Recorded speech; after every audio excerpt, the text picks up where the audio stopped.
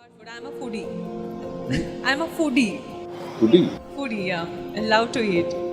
So during shoots, yeah, I avoid, but when I'm at breaks, yeah, I hog on food. But I'm an animal lover too. Oh. So that's why you eat them? Not really. When I see some incident, when some… No, people say, I love my food.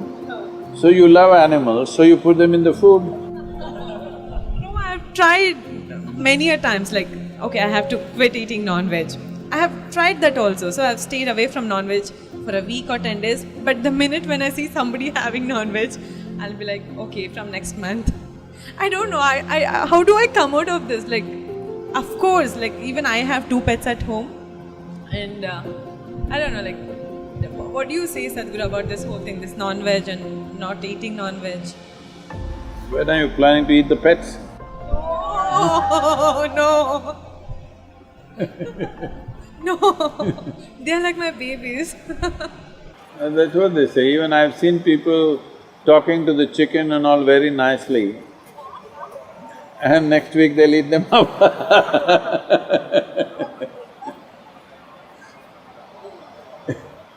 Are you vegetarian or non-vegetarian?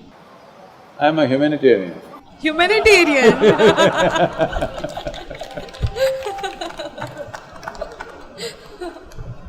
Say, today there's substantial documentation to show that plants are as sensitive as any other creature. So whether you eat a plant or an animal or whatever, it is still violence. Only thing is they don't scream. They do scream, you don't hear, that's all. There's enough evidence to show that they do scream. It has been recorded like this, that if let's say an animal comes, see among the trees, let's say there are, let's say 1,000 or 10,000 trees here. Let us say an elephant came and starts eating the leaves of the tree. Immediately this tree will send messages to all its species that it is being eaten by whatever. I don't know whether it'll recognize an elephant or not, but it is being eaten like this. And within minutes, if the elephant goes there to the other trees, all the trees would have produced a certain amount of poisonous material in their leaves.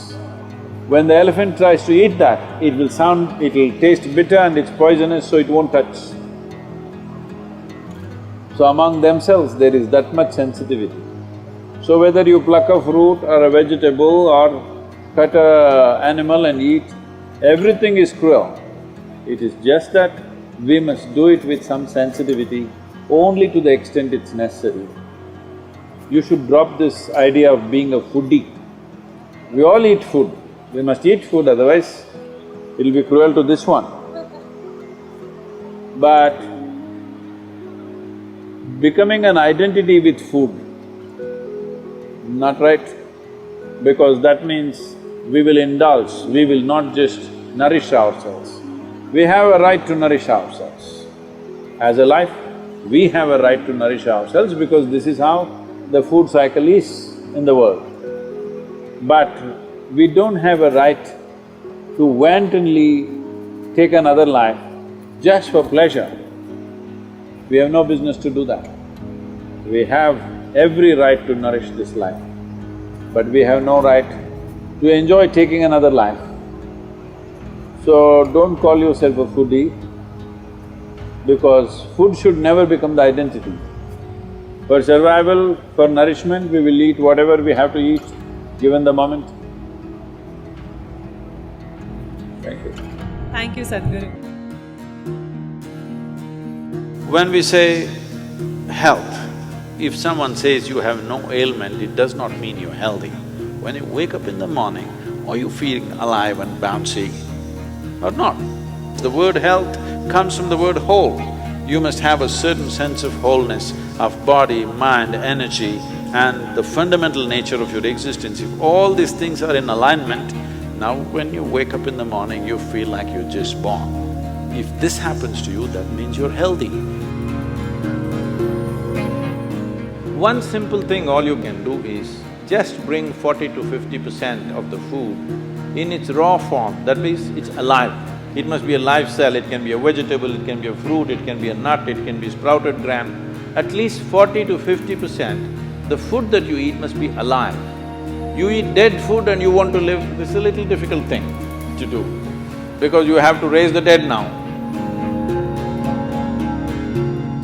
When you cook the food, to digest the food, all the ingredients necessary for digestion are not in the body alone.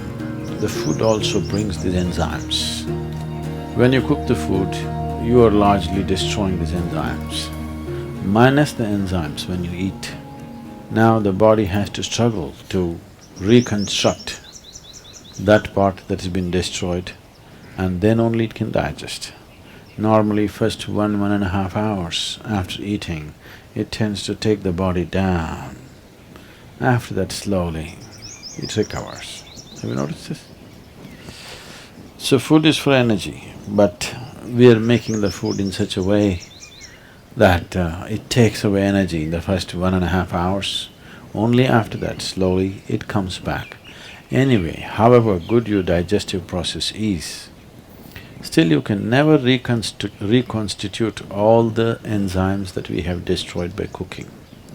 Only partly we can do that. If your digestive process is very strong and good, you reconstitute about 40 to 50% of what's been destroyed. If it is a little timid kind of digestion, it's much less. So whichever way, if you're eating cooked food, 50 to 60% of the food that you're eating is generally going waste. But the body has to still process that. And the amount of energy that it spends and the amount of trauma that it goes through is very big.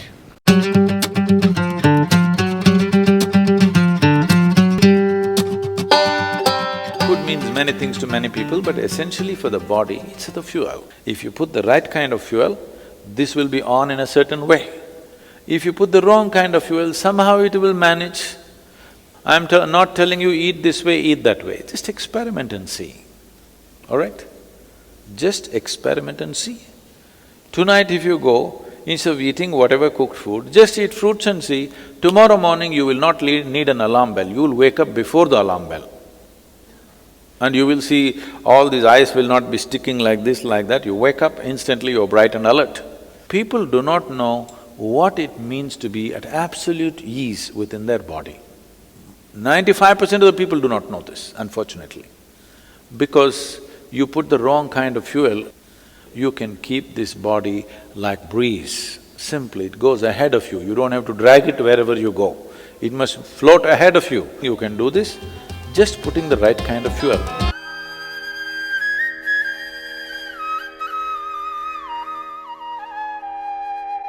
We have cells and cells, over 100 billion cells, they say. All these cells are essentially coded and, geared for health, for survival mainly. Their own individual survival and the survival of the organism. A few of them take shortcuts, they want to survive upon others. It's crime, So there is a pickpocket. What is his business? What you took 1 month to earn, he wants to pick it up in 1 day. But he is also part of the society till he is caught, all right? Now if all the pickpockets of the country got together and they came to Delhi, now everybody's pockets will be gone because now it's organized. So right now, what you call as cancer is just this. In everybody's body, there are cancerous cells. When they get organized and get focused in one place, then it becomes a serious problem, to a point where it can take one's life. What is the solution? There are many things to say. First of all, crime flourishes where there is no order in the system, yes? Criminals in the society will flourish if the law enforcement is not in order. So there is a defense mechanism in our system. Are we keeping it well? Are we bombarding it with all kinds of stimulants, intoxicants, everything, and then we're expecting our defense mechanism to work? It won't work like that.